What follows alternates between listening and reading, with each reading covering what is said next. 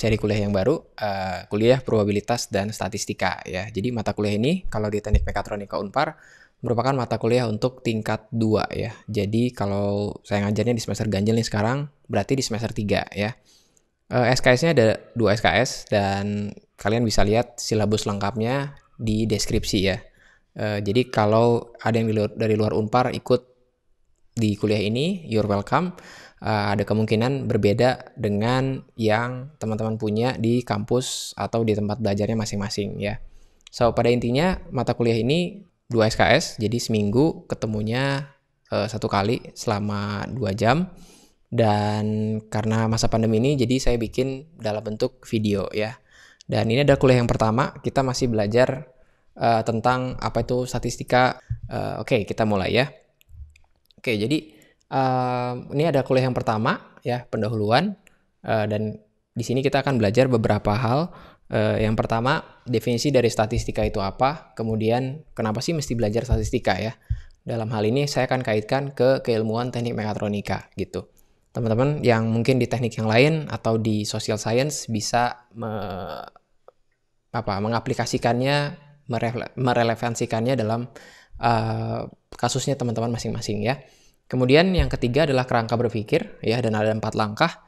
Biasanya langkahnya ada banyak, tapi saya bikin jadi cukup padat ya, jadi 4 langkah. Nanti kita akan bahas tentang langkah-langkah bagaimana sih metode statistik yang cukup runut ya kalau menurut saya gitu. Kemudian yang keempat itu adalah 2 fokus bahasan dari statistika modern. Yang pertama statistika deskriptif dan inferensi ya. Kita akan kenalan dengan mereka. Apakah itu yang sering kita pelajari, yang sering kita tahu dari SMP itu adalah tentang ngitung rata-rata, median ya. Itu merupakan statistika deskriptif ya. Dan tantangannya kalau di kuliah itu belajar yang kedua, yaitu inferensi ya. Lalu yang kelima, yang terakhir adalah kita belajar konsep dasar, apa itu unit, populasi, statistical population, variable, sampel, dan juga kita akan lihat beberapa contoh dalam bidang teknik ya. Oke. Ya, kita mulai dari definisi ya. Jadi definisi dari statistik ini cukup sederhana ya. Pokoknya segala sesuatu yang berhubungan dengan ngumpulin data, menganalisa data, menginterpretasi data, kemudian menghitung karakteristik dari data tersebut, ngambil kesimpulan, kemudian kita bisa ngambil keputusan dari metode yang kita pakai ya. Jadi kurang lebih seperti itu ya. Jadi segala sesuatu yang berhubungan dengan pengumpulan, pemrosesan, analisis, dan interpretasi data numerik merupakan bagian dari keilmuan statistika. Jadi proses statistika itu cukup panjang ya, mulai dari ngumpulin, ya bahkan ngumpulinnya pun harus, nanti kita akan belajar sama-sama di kuliah-kuliah selanjutnya, ngumpulinnya pun nggak boleh sembarangan ya, karena nanti ada yang namanya sampel dari populasi, sampel itu mesti mewakili dari populasi ya, tapi intinya dari kalimat ini kita belajar bahwa segala sesuatu yang berhubungan dengan data itu merupakan bidang kajian dari statistik ya. Ada satu buku juga yang saya pakai sekitar 2 atau 3 tahun lalu ya, ketika ngajar mata kuliah ini juga. Di buku itu dibilang statistics is the science of data gitu ya. Jadi sains dari data itu namanya statistics ya.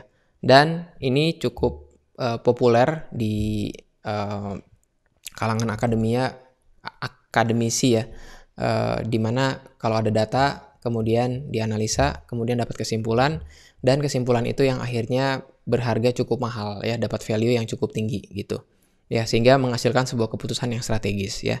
Kemudian juga ada perkembangan untuk statistika ini, yaitu yang namanya data science ya. Jadi science data yang sebetulnya statistik juga, tapi menggunakan komputer untuk menganalisa, kemudian ngambil kesimpulan gitu ya. Oke, kurang lebih seperti itu definisi dari statistik ya.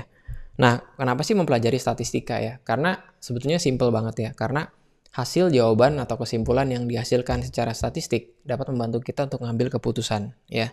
Dan biasanya keputusan itu adalah keputusan yang harganya mahal. Ya, mahal ini bisa hemat sumber daya, kemudian bisa ngambil sebuah keputusan strategis yang menghasilkan profit kalau dalam hal perusahaan ya. Tapi kalau dalam hal engineer, dalam hal ini mechatronics engineer atau electronics engineer, salah satu aplikasinya adalah mengambil keputusan di manufaktur ya.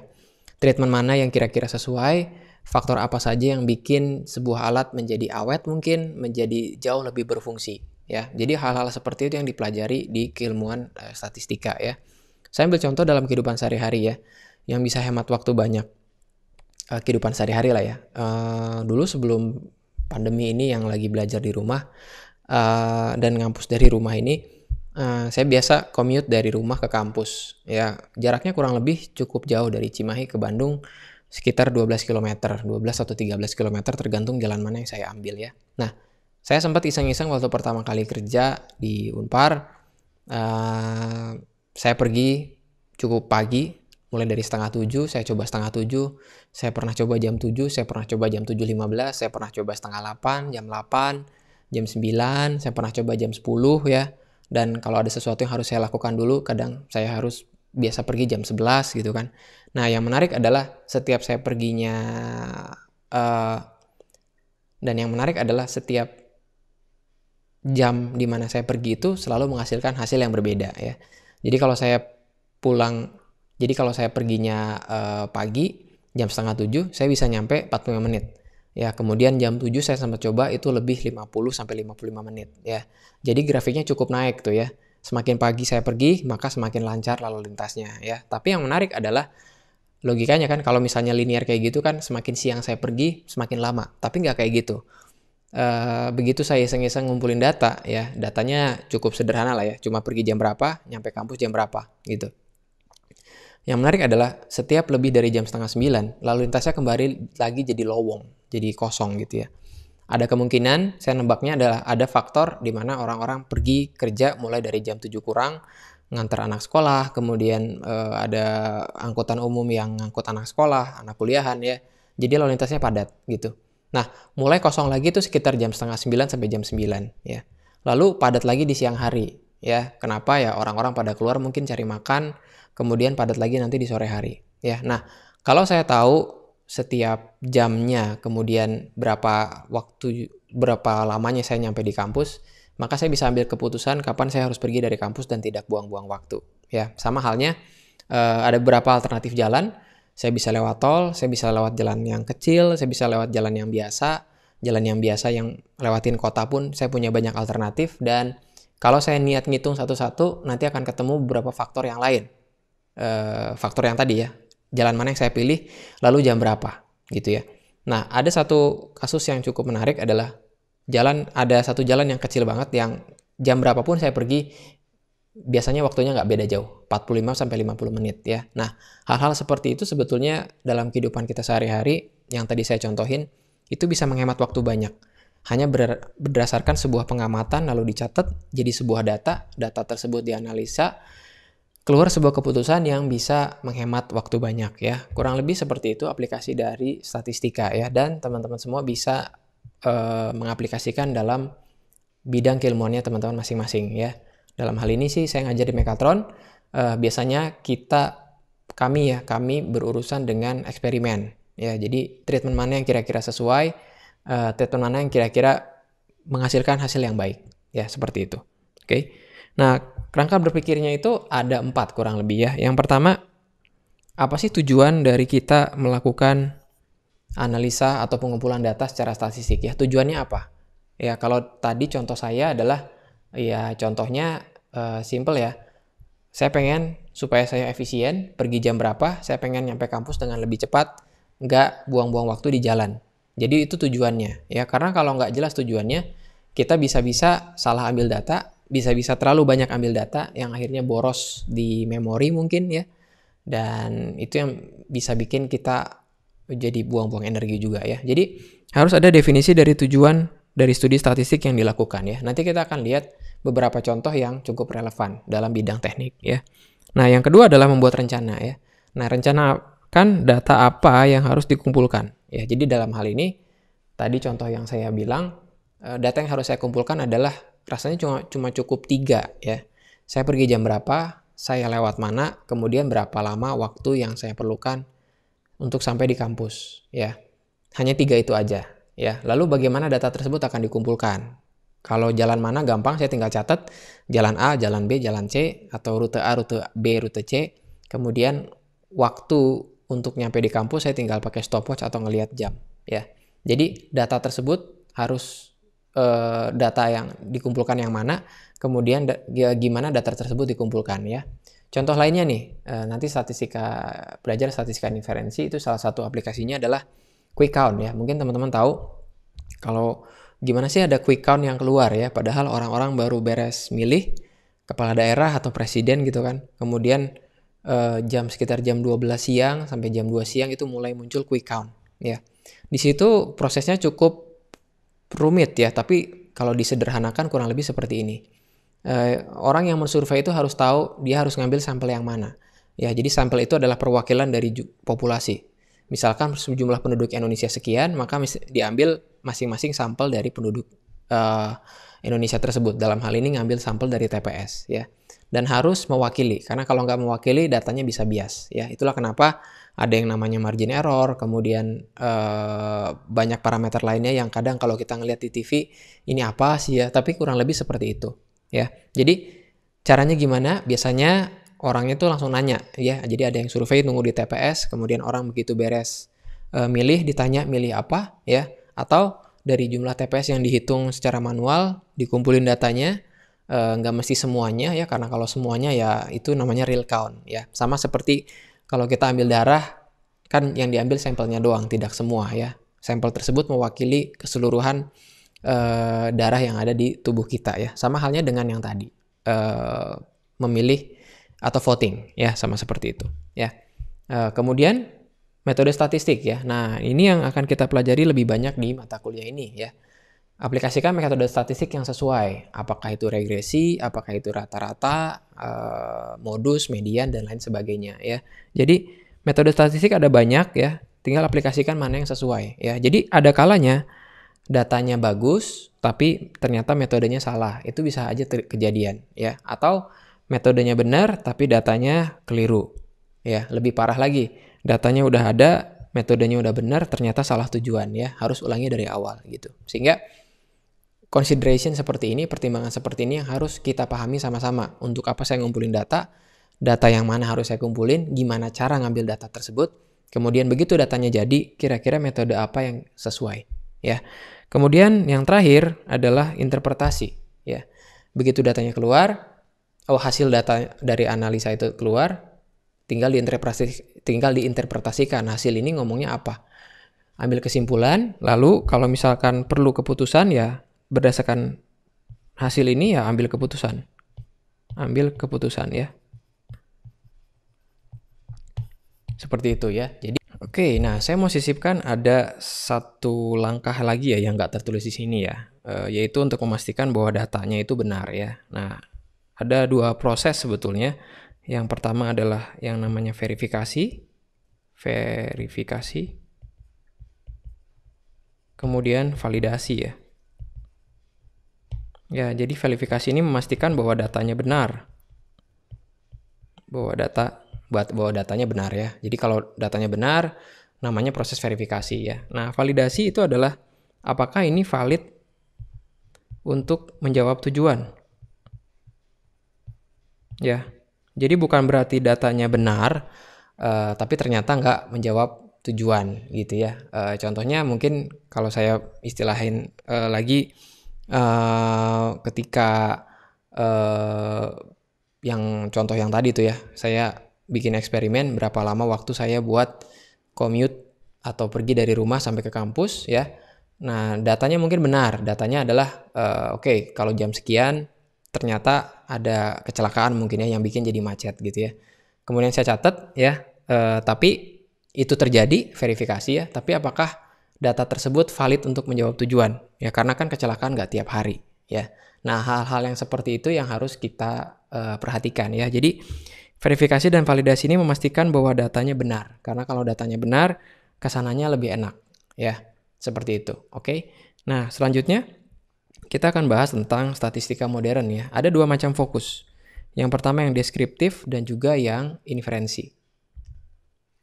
Oke, untuk yang deskriptif ini adalah keilmuan atau sebuah teknik statistik yang paling awal kita pelajari ya.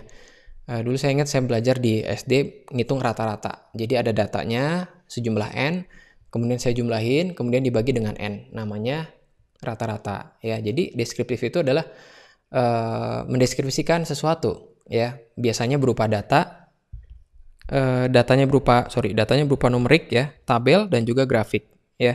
Nah, statistika deskriptif membantu kita dalam mengidentifikasi relasi dan pola ya. Seperti itu ya. Jadi deskriptif ini tidak mengambil kesimpulan ya. Jadi dia hanya menyajikan data saja ya. Seperti itu ya. Nah, sementara yang inferensi ya, ini adalah bagian dari statistika modern yang kedua. Jadi inferensi ini adalah peramalan atau prediksi dan penarikan kesimpulan mengenai keseluruhan data induknya ya. Jadi peramalan ini berdasarkan sampelnya ya. Jadi kalau saya gambarin di sini misalkan dari satu populasi ya, nanti kita adalah di slide setelah ini kalau nggak salah definisi formal dari populasi dan sampel ya, tapi kurang lebih seperti ini ya. Kalau ini adalah populasi misalkan ya, katakanlah buah apel ya, apel ada 1000 mungkin ya, kemudian kita ambil ya, diambil sampel, sampelnya diambil 100 ya, kemudian dari 100 ini kita timbang berapa kilogram rata-ratanya ya. Nah, kalau yang deskriptif hanya sampai sini aja. Ada 100 data, ada 100 apel, kemudian dihitung rata-ratanya. Udah aja ya. Misalkan berapa ya berat apel ya? Nggak tahu ya, mungkin 2-3 ons. Saya agak kurang hafal. Let's say 3 ons ya, 3, biar agak-agak rata-rata dikit ya. Nah, 3 ons ya. 3,2 ons ya. Nah, statistika inferensi itu mengaitkan 3,2 ons ini merupakan berat dari unit yang ada di populasi ya, 3,2 ons saja ya, rata-ratanya semuanya gitu ya. Nah, statistika inferensi juga mengatur atau memberikan informasi berapa sih margin errornya ya, errornya berapa ketika saya bilang bahwa oke, begitu saya ambil 100 saya dapat 3,2 ons, jadi kayaknya nih yang populasi dari 1000 apel ini ya semuanya juga rata-ratanya 3,2 ons ya. Nah, di situ juga diatur atau diberikan informasi lewat statistika inferensi seberapa yakin bahwa beratnya 3,2 ons ya. Jadi sekali lagi statistika deskriptif hanya mendeskripsikan sebuah data, biasanya berupa angka, tabel dan juga grafik. Tapi kalau statistika inferensi itu mengambil kesimpulan dari sampel, kemudian kita generalisir, kita buat umum ke populasinya ya. Sama seperti yang tadi milih kepala daerah atau pemilu gitu ya. Kita ambil sampelnya lalu kita ambil kesimpulan bahwa populasinya seperti ini ya, seperti itu ya. Jadi kurang lebih 2 fokus ini dan kita akan pelajari sama-sama sepanjang mata kuliah ini ya. Oke. Nah, statistika teknik dalam keilmuan mekatronika ya, mungkin ini bisa relevan pada keilmuan lainnya yang teknik, dan kalau misalkan untuk social science mungkin saya bukan bidang di situ, tapi ada kemungkinan juga kurang lebih sama lah ya. Nah, aplikasinya yang pertama adalah desain eksperimen ya. Jadi desain eksperimen ini cukup penting di keilmuan teknik ya. Mempelajari faktor apa yang berpengaruh pada sebuah fenomena keteknikan dan juga analisa error dan noise ya. Jadi ketika kita mendesain sebuah eksperimen biasanya kan ada faktor yang tetap, ada faktor yang berubah ya. Dan dengan statistika kita tahu bahwa seberapa kuat sih faktor A ini berpengaruh pada hasil akhirnya ya. Jadi statistika membantu banget dalam desain eksperimen ya. Kemudian yang kedua itu adalah desain probabilistik ya. Desain probabilistik ini menggunakan variabel random dalam mendesain suatu sistem. Karena suatu sistem itu pasti mendapatkan pengaruh dari banyak faktor, dan biasanya faktornya adalah yang acak ya. Dan di sini kita kenal ada satu metode namanya Monte Carlo ya. Ya, silakan browsing. Ini metode yang cukup ajaib juga kalau buat saya, karena dia pakai bilangan random ya untuk memprediksi sesuatu, untuk ngitung sesuatu ya.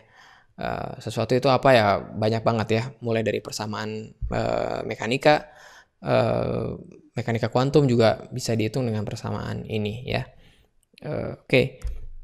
Kemudian yang ketiga adalah manajemen resiko ya. Nah, ini yang cukup rame ya, mungkin di bidang di bidang asuransi mungkin ya, kita harus tahu berapa peluang sesuatu itu mengandung resiko ya. Jadi mengetahui resiko dari suatu desain, dalam hal ini desain mekatronika ya.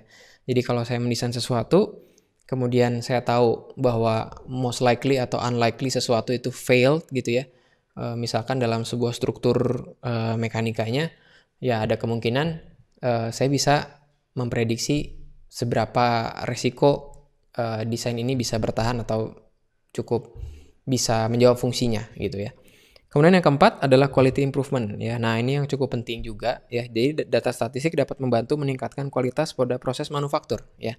Jadi pada saat kita buat sesuatu udah produksi massal, kemudian melewati yang namanya quality control, kita punya datanya ya. Datanya tersebut diuji, kemudian kita bisa ngelihat, kita bisa memodifikasi proses manufaktur. Entah itu jadi lebih cepat, jadi lebih aman, atau jauh lebih murah ya. Nanti akan ada contohnya ya. Kalau nggak salah setelah ini ya. Nah, ini ada contohnya ya. Contoh quality improvement ya. Di sini ada gambar saya ngambil dari buku Haier kalau nggak salah ya. Ini adalah solderan untuk di microchip ya. Jadi kalau microchip itu terdiri dari yang namanya substrat atau yang biasa disebut wafer ya. IC lah ya. Kalau flip chip ini orang Indonesia tahunya IC, integrated circuit ya. Nah, di atasnya ini ada silicon chip ya. Ini yang attach ke wafernya gitu ya. Nah, yang menarik adalah solder joint-nya ya. Nah, yang mau kita pelajari adalah seberapa pengaruh sih bentuk solder joint terhadap awet atau enggaknya alat ini ya. Nah, ternyata begitu dilihat soldernya walaupun pakai mesin itu ternyata hasilnya beragam ya. Percaya deh, ini yang namanya random fenomena random dari sesuatu ya seperti ini ya. Walaupun udah presisi banget, hasilnya bisa enggak sama satu dengan yang lain ya. Bentuknya bisa barel seperti ini ya. Bisa lihat nanti kalau teman-teman suka nyolder, lihat aja bentuk solderannya ya. Bisa barel, bisa silinder seperti ini. Kemudian bisa hourglass ya. Hourglass itu seperti jam pasir ya. Atau bisa seperti ini, ada ekstrusi ya. Jadi ada semacam jarak di antara satu solderan sama solderan yang lainnya ya. Biasanya ini yang bikin jadi short circuit ya, ekstrusi ya di microelectronics assembly ya. Nah, selain faktor ketiga atau keempat ini ya, faktor lainnya adalah pada saat dia kena ke substratnya, ya ini kan substrat ya atau wafer tadi ya. Itu berpengaruh ditentukan juga bagus atau enggaknya seberapa tebal gold layer dan juga nickel layernya ya. Jadi untuk layer ini seberapa tebal, kemudian untuk layer ini juga seberapa tebal ya.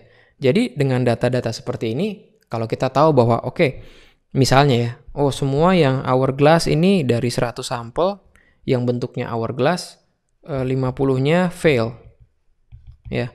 Kemudian ya kalau yang silindernya, karena nggak semua silinder juga ya, misalkan kalau 50% bentuknya silinder, kemudian 50% bentuknya barel ya, itu failnya 25% ya. Nah, angka-angka seperti ini yang justru membantu nanti pada saat perusahaan ini membuat microchip yang baru ya. Jadi itu contoh quality improvement dan semuanya pasti angka ya. Kita uji juga, ada yang namanya pengujian life cycle. Life cycle itu pengujian dari chip ini diuji pada kondisi yang ekstrim ya, paling ekstrim dari dimana chip ini akan dipakai. Jadi misalkan kalau chip ini dipakai di CPU komputer, itu akan diuji yang paling panasnya berapa, kemudian yang paling debunya mungkin, kadar debunya, saya juga kurang hafal tapi kurang lebih seperti itu. Ada yang namanya pengujian life cycle ya, seperti itu. Oke, itu contoh quality improvement ya. Nah, sekarang kita masuk di bagian yang terakhir, yaitu konsep dasar. Ya, ada yang namanya unit, population of unit, variable, dan sampel. Ya, oke. Nah, kita bahas dulu unit. Ya, jadi unit itu adalah ya satu entitas ya, biasanya orang atau benda. Ya, jadi kalau misalkan penduduk Indonesia mau pemilu gitu ya, maka ya satu unitnya adalah orang Indonesia tersebut. Ya. Kemudian kalau yang tadi ya unitnya mana? Kalau seperti ini ya berarti satu single chip itu dinamakan unit ya. Kemudian Kalau population of unit adalah koleksi lengkap unit yang informasinya hendak dicari atau dipelajari, ya. Jadi kalau ada 100 chip, ya udah itu adalah satu populasi, ya 100 gitu ya. Berapa banyak sih populasinya? Ya perusahaan ini bisa memproduksi sebanyak mungkin ya, dan itu akan jadi populasinya gitu, ya. Nah, kemudian yang kedua adalah ada yang namanya statistical population. Ya, itu adalah set pengukuran yang mengacu pada unit dari keseluruhan populasi yang ingin dipelajari informasinya, ya. Jadi kalau yang tadi itu adalah fail, ya, fail dan sukses misalkan ya, yang microchip tadi, dan itu adalah gabungan dari semuanya, ya. Jadi misalkan ini adalah sampel. Oh, saya bahas sampel dulu lah ya. Sampel itu adalah subset atau bagian dari populasi yang dipilih, ya. Jadi misalkan ada populasinya ada 100 chip, ya. Oke, saya ambil deh sampelnya 20 sampel. Ya. Nah, dari 20 sampel ini statistical population-nya kayak apa? Ya, berarti ini adalah sampelnya, ini fail atau suksesnya. Seperti itu ya. Jadi misalnya sampel nomor 1 fail, sampel nomor 2 sukses, ya, dan seterusnya ya. Ini adalah statistical populations ya. Jadi semuanya dimulai dari populasi, diambil sampelnya, kemudian dilihat statistical population-nya kayak apa ya. Dan yang terakhir yang udah kita bahas juga, itu adalah variabelnya ya, karakteristik yang hendak dipelajari untuk setiap unitnya. Apa aja? Ya ini, contoh yang tadi ya. Bentuk soldernya itu merupakan variabel, tebal tipisnya dari gold layer, nickel layernya juga merupakan variabel ya. Fail dan sukses juga merupakan variabel. Ya, seperti itu. Oke. Nah, itu ya. Jadi ada yang namanya unit, population of unit, variable, sample, dan statistical populations. Ya. Contoh nih, ya unit. Populasinya adalah semua siswa atau mahasiswa yang terdaftar. Ya, unitnya apa? One single person of student. Ya. Variabelnya apa aja? GPA, number of credit, dan major dan seterusnya ya. Right, left-handed ya. Kalau statistical population-nya kayak apa? Karena nggak dijelasin di sini ya, kumpulan data tadi ya. Si A, misalkan kalau saya ambil yang ini, si A dia biasa pakai tangan kanan, si B pakai tangan kiri, terus semuanya itu akan menjadi statistical population. Dan statistical population itu yang biasanya dimanipulasi, bukan dimanipulasi dalam arti jelek ya, tapi diolah datanya gitu ya. Kemudian contoh yang kedua ya, all printed circuit boards manufactured during a month. Ya, unitnya adalah boardnya ya, PCB-nya mungkin ya. Variabelnya adalah defect-nya kayak apa, kerusakannya kayak apa, number of defect, location of defect. Ya, itu merupakan variabel atau karakteristik yang ingin dipelajari ya. Contoh yang ketiga deng. All campus fast food restaurant ya, unitnya restoran, number of employee, seating capacity, hiring or not hiring ya, dan seterusnya. Ini contoh buku di perpustakaan, unitnya buku, ini adalah variabelnya ya. Ingat, variabel itu ada banyak banget ya. Itulah kenapa pentingnya kita tahu tujuan kita ngapain, sehingga kita tahu data mana yang harus kita ambil dan gimana cara ngambilnya ya. Setelah itu semuanya terkumpul, baru terapkan metode dari statistiknya ya. Oke, itu kemudian, nah ini contohnya ya, kita mau lihat unitnya apa, populasinya apa ya. Oke, kita lihat sama-sama ya dalam bahasa Inggris ya. Jadi transceiver ya, jadi ada satu alat yang wireless communication ya. Jadi komunikasi secara nirkabel antara electronic components dari sebuah consumer product ya. Jadi consumer product itu untuk konsumen yang umum gitu. Nah, biasanya contohnya transceiver of Bluetooth standar ya. Jadi ada alat itu adalah transceiver dari standar Bluetooth ya. Nah, standar Bluetooth ini, alatnya ini mesti cepat, low cost ya. Kemudian cara mereka untuk mendapatkan kriteria ini ya, mereka melakukan tes pada wafer levelnya ya. Jadi wafer level itu adalah tadi substrat ya, tempat di mana IC-nya nempel gitu. Itu namanya substrat atau wafer ya. Kemudian, nah, in one set of trial with 60 devices selected from different wafer lots, 49 device pass ya. Sekarang mana sih population unitnya, variable of interestnya mana, statistical populationnya mana, sama sampelnya mana ya. Oke, kita lihat sama-sama ya. Population unitnya mana? Berarti semua transceiver kan? Transceiver, gini nggak sih? Atau ver ya? Oke, sorry. Transceiver. Bluetooth. Ada berapa? Kita nggak tahu. Ya, 1000, 2000, pokoknya sebanyak mungkin yang ada yang diproduksi oleh perusahaan tersebut ya. Nah, statistika tuh pentingnya gini. Apakah kita uji semua? Ya nggak juga, karena bahaya juga. Misalkan gini.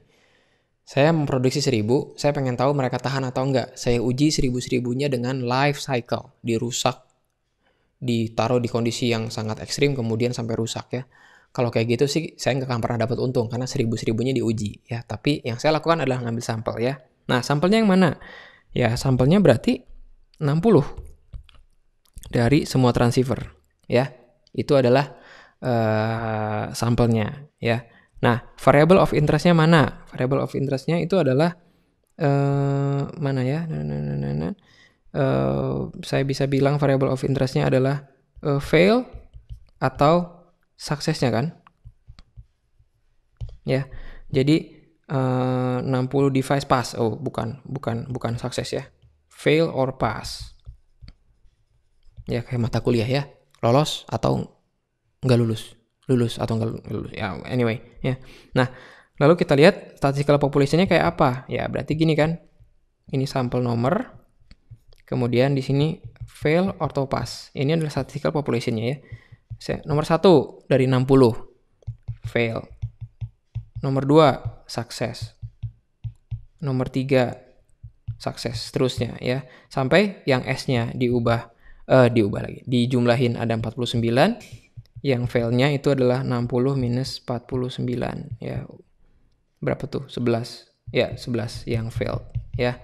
Nah, identifikasi seperti ini penting karena dari sini kita bisa ngitung dengan metode statistik yang sesuai. Lalu kita bisa ambil kesimpulan dan akhirnya bikin keputusan untuk manufaktur tersebut ya. Oke, jadi segitu aja untuk kuliah yang pertama. Thank you. Untuk kuliah selanjutnya akan